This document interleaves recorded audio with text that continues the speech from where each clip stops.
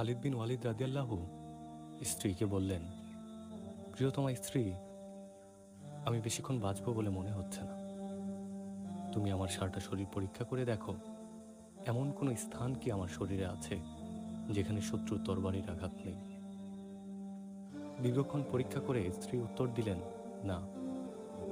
আল্লাহর রাস্তায় আপনি এত বেশি যুদ্ধ করেছেন যে আপনার সারাটা শরীরেই শত্রুর আঘাত আছে। খালিদ বিন ওয়ালিদ রাদিয়াল্লাহু তখন দুঃখ নিয়ে বললেন, আল্লাহর কসম, প্রতিটি জিহাদে আমার নিয়ত থাকত যেন আমি ময়দানে শত্রুর আঘাতে মারা যাই, তাতে যেন শহীদের মর্যাদা পাই। কিন্তু আফসোস, দেখো, আজ যুদ্ধের ময়দানে মৃত্যু না হয়ে আমার মৃত্যু হচ্ছে আমার বিছানায়। আল্লাহ কি আমার শহীদদের মাঝে রাখতে চান না? স্বামীর আফসোস দেখে স্ত্রী কিছুক্ষণ মৌন রইলেন। এরপরে করলেন সেই বিখ্যাত উক্তি, আপনার নাম স্বয়ং রাসূল সাল্লাল্লাহু আলাইহি সাল্লাম রেখেছিলেন সাইফুল্লাহ, যার অর্থ হচ্ছে আল্লাহর তরবারি।